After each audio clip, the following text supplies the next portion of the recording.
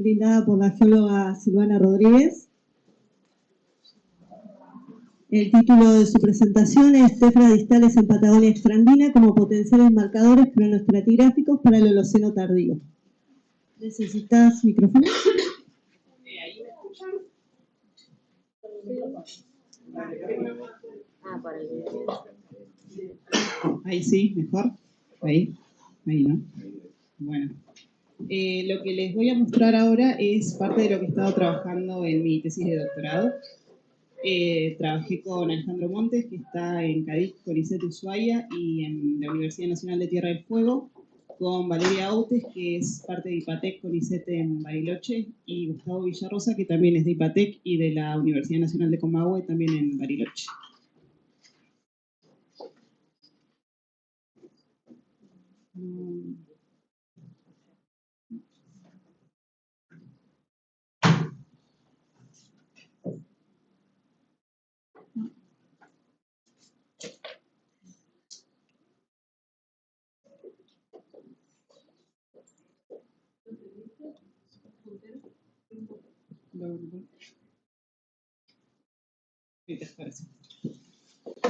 Bueno, este es mi área de estudio, es el sureste de Chubut, y lo que les voy a mostrar es cómo tratamos de definir como marcadores cronoestratigráficos a una capa de tefra que encontramos en varios sitios de estudio. Yo acá les marqué 4, que son los que trabajé en la tesis, pero también encontramos esta capa de tefra en otros sitios. Esta tefra tiene características que nos permitieron poder correlacionarla entre sí y vincularla a un mismo volcán de origen e incluso a una misma erupción. Bueno, ¿de qué se trata cuando hablamos de los depósitos de tefra como marcadores cronoestratigráficos? Las erupciones explosivas en lo que es el tiempo geológico son consideradas como de carácter instantáneo.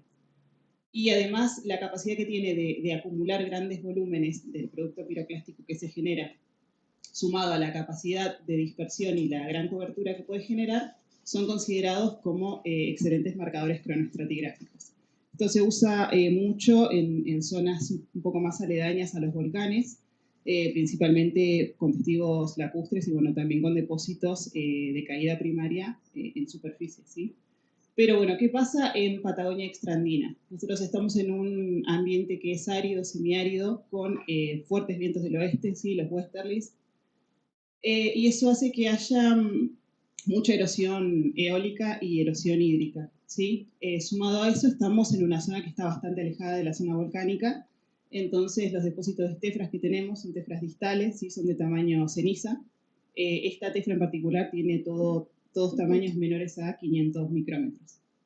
Entonces, todas estas características en conjunto se traducen en un bajo potencial de preservación para las capas de tefra en Patagonia extraandina. Bueno, entonces para poder decir si estas capas de tefra pueden ser potenciales marcadores cronoestratigráficos, hay una serie de parámetros que tenemos que tener en cuenta y estudiar. En primer lugar, el volcanismo que tenemos en la zona volcánica sur y la zona volcánica austral. Ambos segmentos están o constituyen la parte meridional de los Andes, donde se encuentran una serie de volcanes y estratovolcanes activos que han tenido erupciones durante el Holoceno. Yo me baso principalmente en los volcanes que están al sur de la zona volcánica sur, que son los que tienen mayor potencial de generar los depósitos o las acumulaciones de los piroclastos en la zona de estudio. En la zona volcánica austral también hay estratovolcanes activos, pero no han tenido erupciones lo suficientemente explosivas durante el Holoceno tardío que hayan podido llegar hasta la zona de estudio. Entonces, bueno, es importante tener en cuenta entre los estratovolcanes que estamos analizando la historia eruptiva, ¿sí? Es decir, la cantidad de erupciones que han tenido, el índice de explosividad volcánica que han tenido esas erupciones. Al estar en una zona tan alejada, después estamos a 300 kilómetros de los estratovolcanes que están en la zona sur de la zona volcánica sur y a más de 500 kilómetros de la zona volcánica austral.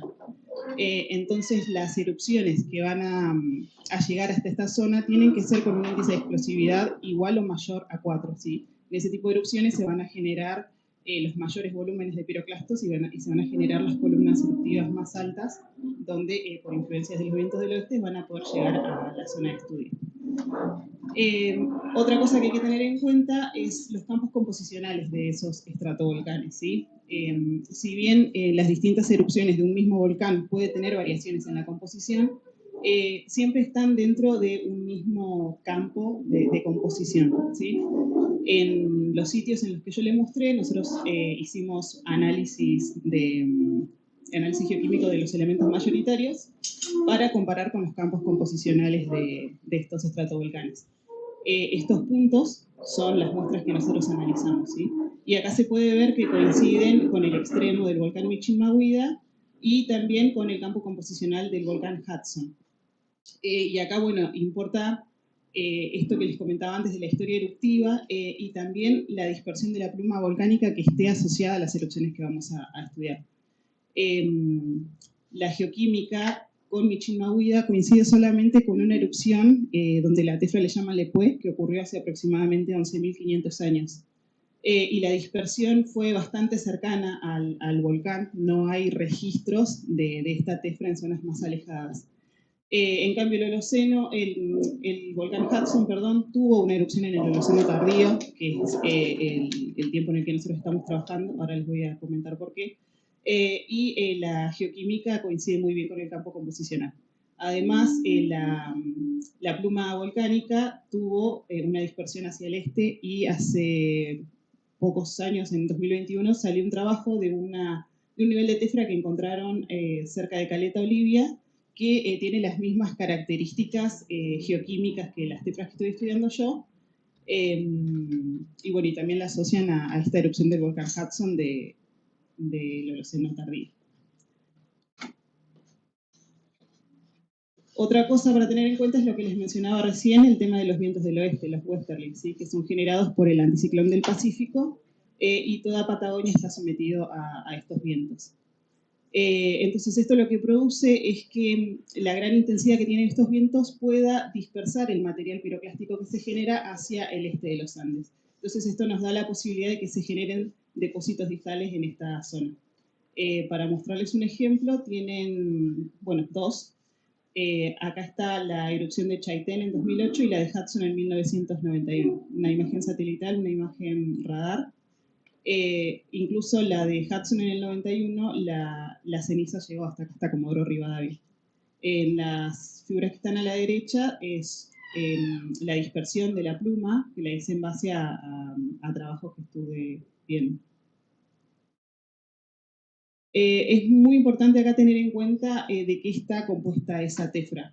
En las zonas más cercanas a los volcanes analizan todos los componentes de esa tefra, todos los componentes juveniles. En mi caso, yo analizo... Uy, perdón. Se salió.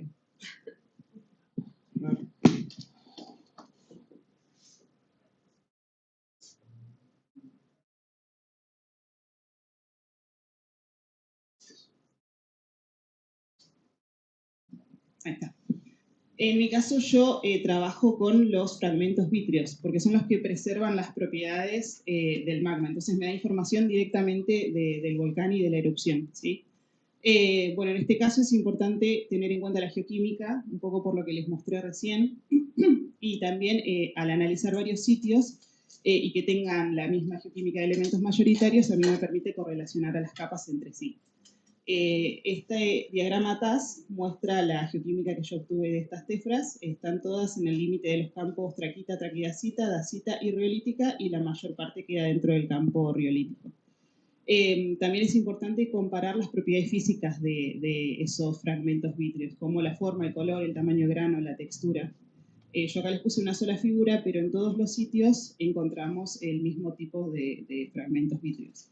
Yo he estado trabajando con fragmentos de erupciones distintas y de otros volcanes, y ya en la coloración, en el tamaño y en la morfología se encuentran diferencias. Para el caso de esta tefra predominan estos fragmentos de este tipo, que son fragmentos pumicios con microvesículas subredondeadas. Pueden estar elongadas o paralelas entre sí formando lo que se llaman canalículos, y la población que más abunda es transparente e incolora. Hay una población un poco más pequeña, de una coloración más oscura, un poco translúcida también. y para los tamaños que son menores a 250 micrómetros, lo que empieza a predominar son fragmentos de tipo pared de burbuja. Y después, obviamente, lo que tenemos que tener en cuenta son las tareas que realizamos en el campo, también en el laboratorio, como el contexto geomorfológico. Yo acá les puse unas figuras de uno de los sitios, Arroyo La Mata, en donde la capa de tefra la encontramos preservada en una terraza fluvial del Holoceno. Entonces, el contexto geomorfológico está directamente vinculado al ambiente en el que se depositó la tefra y en el que se está preservando. Acá, bueno, les puse unas imágenes de la tefra en el campo.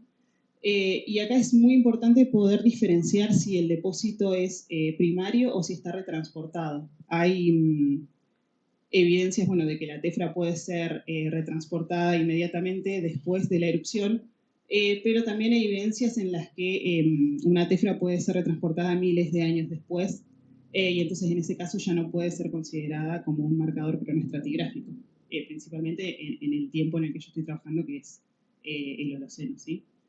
Entonces, para esto tenemos en cuenta muchas características que vemos en el campo. En cada uno de los sitios nosotros levantamos perfiles y observamos, por ejemplo, en la capa de tefra si tiene estructuras internas, si tiene geometrías. También observamos el número de capas que tiene. Si vemos muchas capas de tefra que tienen las mismas características, es decir, que corresponde a la misma erupción y está separada por, no sé, arenas, por ejemplo, entonces eso ya no nos sirve como marcador cronoestratigráfico. También en la medida que se puede, es importante poder realizar dataciones radiométricas. Nosotros justo en este sitio pudimos hacer unas dataciones. Justo debajo de la capa de tefra encontramos un sitio arqueológico. Mañana hay una charla sobre esto que la va a dar Santiago Peralta. Y pudimos hacer dataciones en huesos de guanaco y en carbones que están asociados al sitio arqueológico. Y nos dieron, como nosotros pensábamos, un del Holoceno tardío. Y también esta tefra que está en un sitio que yo le llamo Sur de Coloé Huapi. El mismo grupo de arqueólogos tiene dataciones por encima y por debajo de la tefra en material arqueológico y también coincide con esta edad. Y bueno, coincide también con este trabajo que les había comentado antes. Obviamente también tenemos que tener en cuenta los antecedentes de la zona, si hay registros en la geología de unidades que tengan contenido de tefra o de toba que me puedan haber generado estos depósitos, ¿sí? Por suerte, como esta tefra está muy distribuida en una región bastante amplia, pudimos determinar que no es el caso. Acá les puse otro ejemplo de otro de los sitios, que es Rocas Coloradas. También cuando hicimos el análisis geomorfológico pudimos ver la capa de tefra asociada a este depósito, que es completamente arenoso, muy bien seleccionado, y bueno, al hacer todo el análisis de los perfiles y demás, pudimos determinar que esta tefra era de caída directa, la anterior que les mostré está retransportada, y está preservada en un ambiente de interdumbre. Y bueno, entonces como conclusiones, para poder validar estos depósitos de tefras distales que hallamos en Patagonia extraandina, como marcadores estratigráficos o cronoestratigráficos, es necesario realizar una caracterización completa de las capas de tefra en el campo, en el laboratorio, de cada uno de los componentes que tiene, y de los análisis asociados a los eventos volcánicos, como la ubicación geográfica de los volcanes, su historia eruptiva, el índice de explosividad volcánica, la dirección de los vientos dominantes, la dispersión de la pluma. Ya esto representa una complejidad. Poder encontrar el volcán de origen ya es complejo, pero a esto se le suma que los procesos de removilización y de redepositación que tenemos en esta zona dificulta aún más este proceso, ¿sí? Entonces, acá es necesario también discriminar si las tefras son primarias, si fueron depositadas directamente de la pluma volcánica o si fueron removilizadas desde la depositación inicial. Sin embargo, en sitios donde la removilización es localizada, que es lo que estuvimos observando en los sitios en los que trabajamos, o si es casi contemporánea al evento depositacional, entonces podemos decir que son marcadores cronoestratigráficos. Nada.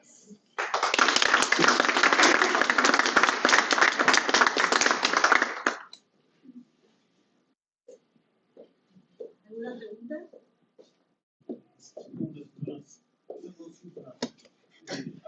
circonia? No, yo no. Nada más que componente vidrio. Yo trabajo sí, específicamente con los componentes vidrios. Okay. El tema igual acá es que hay algunos sitios, hay algunos que tenemos que son de caída directa y hay otros donde hay mezcla con arena, por ejemplo. Entonces ya ahí se mezcla el material. Entonces hay cristales, no sé, que están recubiertos de vidrio, entonces yo sé que son originarios del volcán. Pero hay otros materiales que no. Entonces, y de hecho, como yo trabajo en lo que necesito para encontrar el volcán de origen y poder hacer la reconstrucción acá. No he necesitado ver si hay circonia. Por ahí nos habían visto de pasada, digamos. No. A ver si eran fértiles, digamos.